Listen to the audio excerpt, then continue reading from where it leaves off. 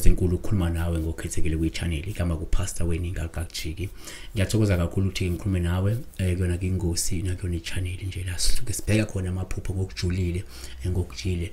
Ngiyathemba ukuthi ke mhlawumbe incazelo ezama kusilethe kwena ziyakusiza mhlawumbe 99% wazo mhlawumbe uyakwazi usiza noma ke 80% walezi incazelo esiletha uziyakwazi ukusiza. Okungenzeka mhlawumbe 70% wazo ziyakusiza. Ikona ukusijabulisa ukuthi at least abantu abasizakale mhlawumbe noma singeke sikwazi ukucacisa kushaya kunembe ngqo kubona bonke abantu. Kwabanye sonemba mhlawumbe kwabanye segeje umgodi.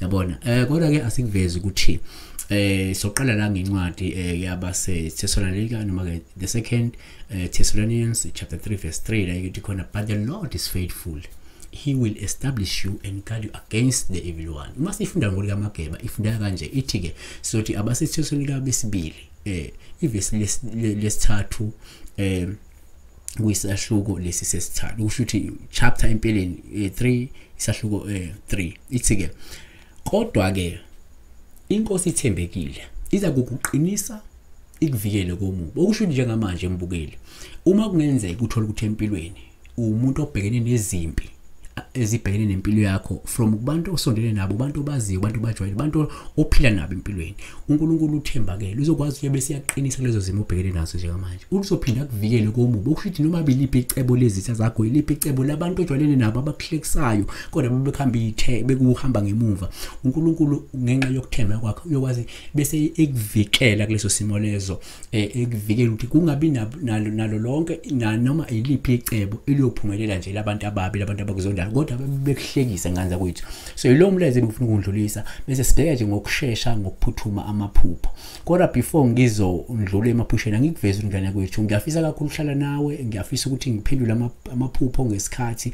Kodwa nganza kwethu ngakuveza abantu abaningi bayathi ngiyafunda ndise ngidecide ukuthi no angiqhubeke ngifunde futhi ngabuyela esikoleni ngigraduateile kodwa ngaphinda no aphinde ngiqhubeke futhi siqhubeke ngoba phela isizulu sisike imfundo ke umuntu ufunda azafa empeleni. So nathi singabanye abawufunda baze bafe kona wonke iminqa yempilo, asibona abantu abafunda one side, sifunda yonke kuyona yonke iminqa yempilo. So asibheke la amaphupho ngale nje kokunanasa. Upheshezi bor uthi ke uma uphupha indlu ubuza ngokuphupha indlu eshile noma eshayo.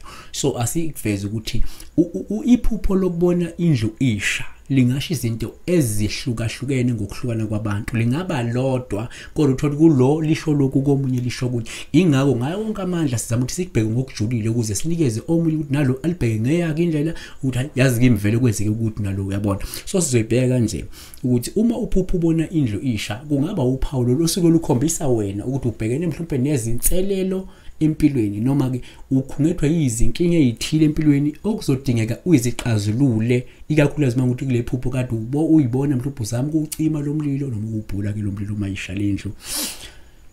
Kodwa futhi uma omunye umephupha ebona indlu isha kungaba uphawu osuke likhombisa ukwehluleka kwakhe ukulawula ibhizinisi noma ukulawula impilo yakhe ngaleso sikhathi, noma ke usuke la kufekela imizamo yakho yempilo yabona ngenxa ke yabantu ababi yabona abakuzungezile. Kwesisikhathi ngaphinde ukukhombisa ukuba khona ukuthi kunesitha empilweni yakho yabona, kunomuntu omubo sempilweni yakho okwakhela uzungu nokwakhela mhlawumbe itulo elibi yabona. Omunye angayiphupha indlu isha kodwa bese kuye kuvela lokuthi no kuye na uphawu usuke likhombisa ukuthi unesitha sakhe lo muntu loyo mhlawumbe esizama ukuthi sidunge umuzi wakhe noma sidunge umndeni wakhe noma esizama ukuthi ke la sidale udweshu phakathi komndeni wakhe noma ke empilweni yakho uqobo yabona.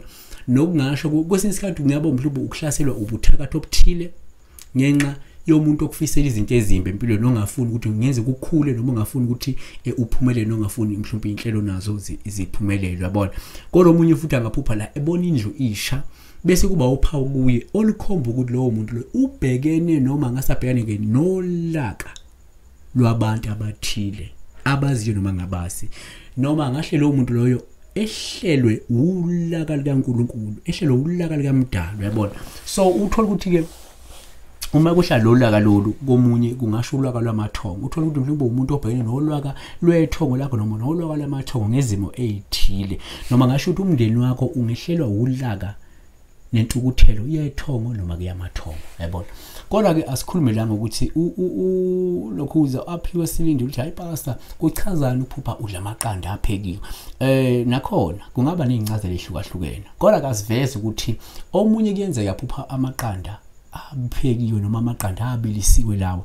Bese kuba uphawu ke oluhle nosuke likhomba umnotho osuke uza kulowo muntu loyo noma olusho ukuthi impilo yakhe ingahle ibe ngcono ngekudala noma ngahlalulama uma ukuthi kade ephathekile noma kade ingagula. Omunye lingavela uphawu lapha edla khona amaqanda abilisiwe lokuveza khona kulowo muntu lo umatasatasa uzama ke ukuxazulula izinkinga mhlumbe abhekene nazo nanokuthi uzokwazi ukusixazulula lezo nkinga ngempumelelo ngekudala. Omunye uma iphupha amaqanda abilisiwe noma edla amaqanda abilisiwe nakhona ngaphinde ubuphawu olusho lowo muntu loyo usukwazi noma uzokwazi ukufeza inhlelo zakhe ngempumelelo ngokusebenza ngokuzinikela nokuzikhandla, yabona. Siyabonga kakhulu ngazwa kwethu. uNkulunkulu enibusise ngaso sonke isikhathi. uNkulunkulu enivikele. uNkulunkulu eniphe ukwazi nokuqonda, yabo.